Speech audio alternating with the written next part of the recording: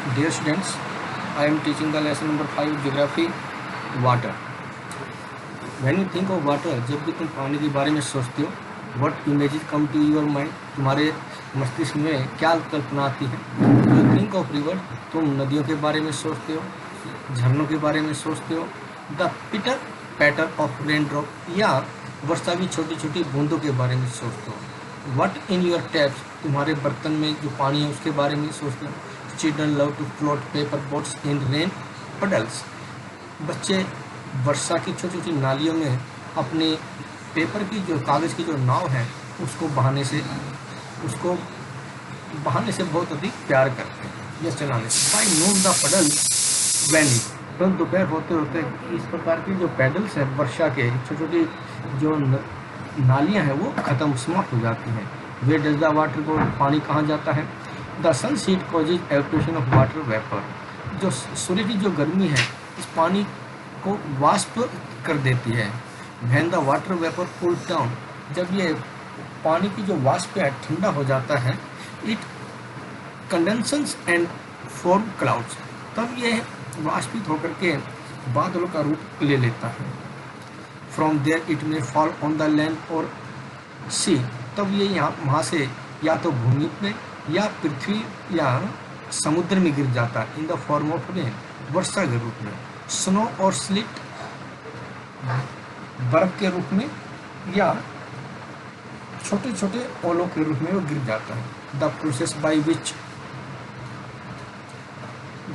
By which water continue change it's form and circulates between oceans. इस प्रकार से ये परिवर्तन की जो नियमित पानी की जो क्रिया है यह है महासागरों में एक सर्कुलेट अर्थात नियमित रूप धारण कर लेती है.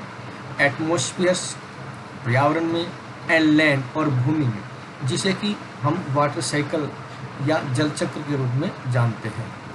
Our earth is like a terrarium. हमारी जो पृथ्वी है वो एक छोटे से पानी के बर्तन के रूप में होती है. The same water that existed centuries ago still exists today. पानी जितना बहुत सी सदियों पहले था उतना ही आज भी है. The water used to irrigate a field in Haryana may have flowed down the Amazon River.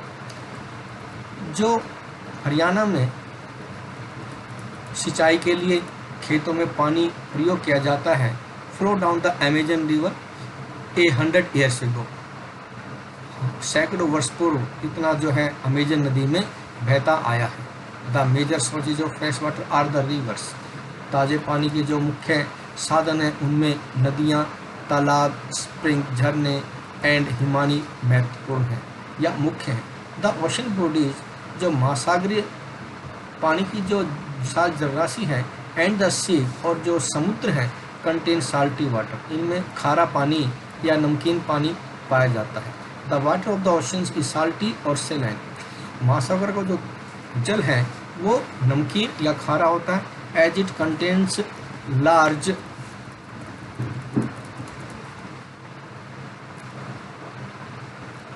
Amount of dissolve salt, क्योंकि इसमें बहुत बड़ी मात्रा में नमक घुला होता है. Most of the salt is sodium chloride. अधिकतर जो नमक है वो सोडियम क्लोराइड. और the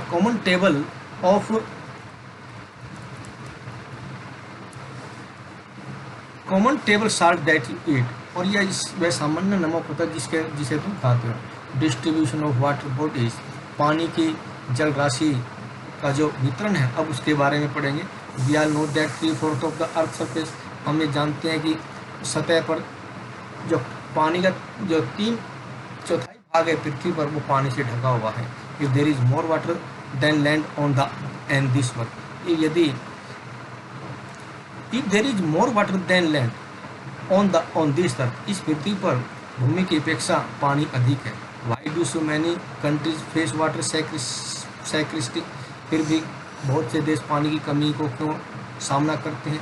is all the water on the earth available to us, क्या पृथ्वी पर जो संपूर्ण जल है वो हमारे लिए उपलब्ध है. The following table give the distribution water in percentage, जो नीचे तालिका दी हुई है वो पानी के वितरण के प्रतिशत को दर्शाती है. Water distribution can be demonstrated by a simple activity. पानी के वितरण को एक साधारण सी प्रक्रिया के द्वारा प्रदर्शित किया जा सकता है।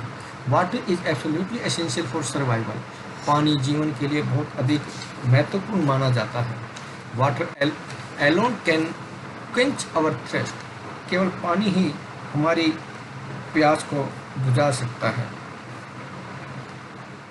या उसको शांत कर सकता है। What now when we are thirsty, जब भी हमें प्यास लगती है, now don't you think we are wasting a precious resource when we use water carelessly.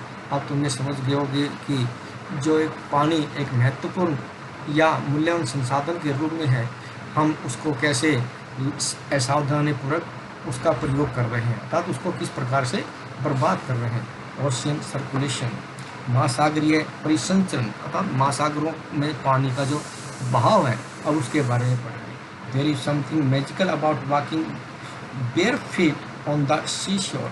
अर्थात समुद्र के तटों पर नंगे पैर चलना एक बहुत ही जादू की बात होती है। अर्थात इसके बारे में कुछ ऐसा लगता है जैसे हम किसी जादू के रूप में कार्य कर रहे हैं या हमारे साथ कोई जादू हो रहा हो। The wet sand on the beach, जो बीच होते हैं, जो समुद्र के जो किनारे होते हैं, जिसको हम चौपाटी भी कहते हैं, वो गीली रेत होती है। द कूल ब्रिज, वहाँ पर ठंडी हवा चलती है। द सी बर्ड्स, और जो समुद्री पक्षी हैं वो चहचहाते हैं। The smell of the salt in the air, हवा में पानी जो नमक होता है उसकी गंध होती है। And music of the waves, और तरंगों का या लहरों का संगीत रहता है। एवरीथिंग इज सो फैसिनेटिंग, प्रत्येक इस प्रकार की जो बात है वो बहुत ही अधिक मोहित करने वाली होती है।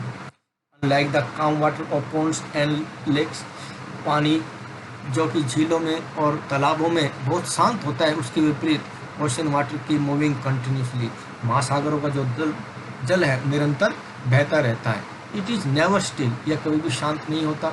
The movement that occur in the oceans can be broadly categorised. महासागरों में इस प्रकार की जो गतिविधियां हैं उसको विस्तृत रूप से विभाजित किया जा सकता है, जैसे कि तरंगे या लहरें, तरंगे और प्रवाह। अब इसकी बेटे डिटेल पढ़ेंगे इसको। तो फर्स्ट स्टेप है वेव्स, अर्थात लहरें। When you are playing throw ball on the beach, जब तुम चौपाटी पर या समुद्र के किनारों पर गेंद खेल रहे होते हो। And the ball falls into the water, और यदि गेंद जब पानी में गिर जाती है, व्हाट हैपन, तब क्या होता है। It is fun to watch how the ball gets washed back to the shore by the waves. यह देखना कितना रोमांचपूर्ण होता है कि जो गेंद है दोबारा किनारे पर वापस लहरों के माध्यम से आ जाती है।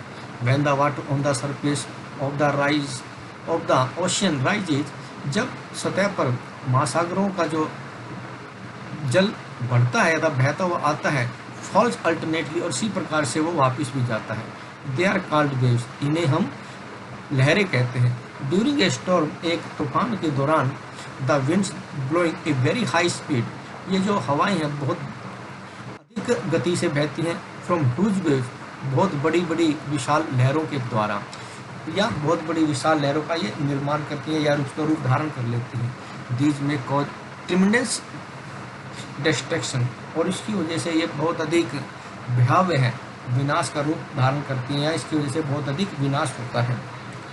An earthquake, A volcanic eruption, एक भूकंप या वोल्केनिक एरप्शन अर्थात ज्वालामुखी विनाश, या अंडर वाटर लैंडस्लाइड, या भूमिगत जल में चट्टानों का खिसकना या भूमि का खिसकना। Can shift large amount of ocean water, इस प्रकार से महासागरीय जलों का बहुत अधिक शिफ्ट हो जाना अर्थात अलग हो जाने की वजह से होता है।